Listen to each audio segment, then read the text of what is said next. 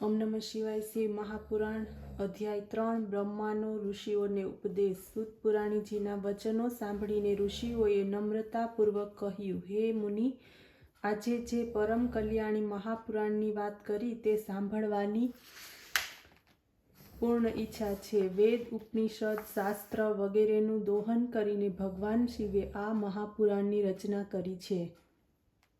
સૂત પુરાણીજી, આપ અમને આ પુરાણની કથા સંભળાવવા કૃપા કરો। સૂત પુરાણીજીએ ભગવાન શિવના ચરણોમાં વારંવાર નમસ્કાર કર્યા। શિવભક્તિ યુક્ત ઋષિઓને તે કહેવા લાગ્યા, હે શ્રેષ્ઠ મુનિજનો, ભગવાન શિવ પ્રત્યેની ભક્તિથી હું પ્રસન્ન છું।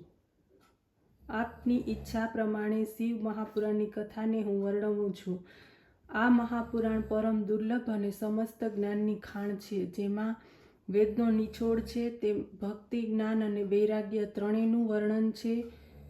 હે ઋષિઓ, જ્યારે કલ્પનો ક્ષય થઈ નવીન કલ્પનો પ્રારંભ થયો ત્યારે સૃષ્ટિ રચવાની આવશ્યકતા ઊભી થઈ। તે સમયે સૃષ્ટિ રચનાના કાર્યનો પ્રારંભ કરનાર 6 કર્મોના કરનારા પરમવંશી મુનિઓમાં મતભેદ થયો કે બધાની પર કોઈ છે કે નહીં। અંદર ચર્ચા કરતા તેઓ કોઈ નિર્ણય ઉપર ન આવી શક્યા। ત્યારે તેઓ બ્રહ્માની પાસે ગયા।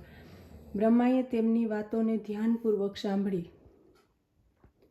બ્રહ્માએ કહ્યું, જે સૌ પ્રથમ ઉત્પન્ન થયું છે, જેનામાં મન, વાણી વગેરેની ગતિ થતી નથી, વળી જેમાંથી બ્રહ્મા, વિષ્ણુ, રુદ્ર, ઇન્દ્ર વગેરે મહાભૂતો તથા ઇન્દ્રિયો યુક્ત આ સૃષ્ટિનું નિર્માણ થયું છે, તે જ સર્વથી પર છે।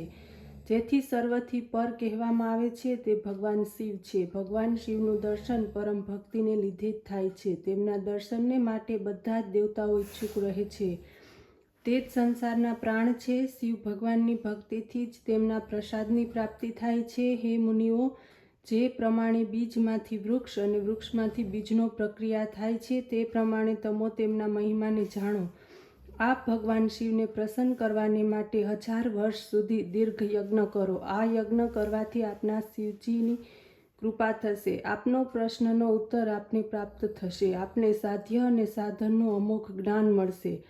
બ્રહ્માના વચનો સાંભળીને મુનિઓએ કહ્યું, હે પિતામહ, આપ કૃપા કરીને અમોને સાધ્ય અને સાધનનું જ્ઞાન આપો। બ્રહ્મા બોલ્યા, આ લોકમાં સાધ્ય શિવપદ છે અને સાધન શિવ ચરણોની ઉપાસના છે। શિવની ઉપાસનાને સાધન બનાવનાર સાધકે હંમેશા નિષ્પૃહ રહેવું જોઈએ, તેથી તેને શીઘ્રાતિશીઘ્ર શિવ ભક્તિની પ્રાપ્તિ થાય છે। જેવી જીવની સાધના તેવું ફળ તેને પ્રાપ્ત થાય છે। ભગવાન શિવ સ્વયં નિર્દેશ કરતા કહે છે કે કાનથી સાંભળવું, મુખથી કહેવું અને મનથી મનન કરવું, તે 3 ક્રિયાને સાધન કહે છે। દેવાધિદેવ મહાદેવ ઉત્તમ કીર્તિવાળા છે, તેથી તેમની ભક્તિમાં ડૂબી જઈ હંમેશા તેમનું કીર્તન કરવું, મહિમાનું શ્રવણ કરવું અને મનમાં તેમના ચરણ કમળનું ધ્યાન કરવું। આ જ રીતે પરમ સાધ્ય શિવના ચરણે વિંદની પ્રાપ્તિ થઈ શકે છે। સાધ્ય સિદ્ધ થયા પછી મેળવવાનું શું હોય? શિવની પ્રાપ્તિમાં જ જીવનું કલ્યાણ છે।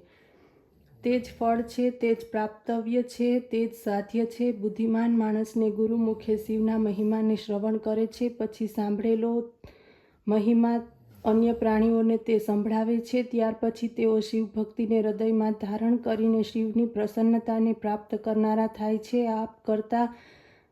આમ કરતા પ્રારંભમાં કષ્ટનો અનુભવ થાય છે, પરંતુ અંતે તો તે મહાન આનંદની પ્રાપ્તિ થાય છે। એનું સર્વદા કલ્યાણ થાય છે। ઓમ નમઃ શિવાય।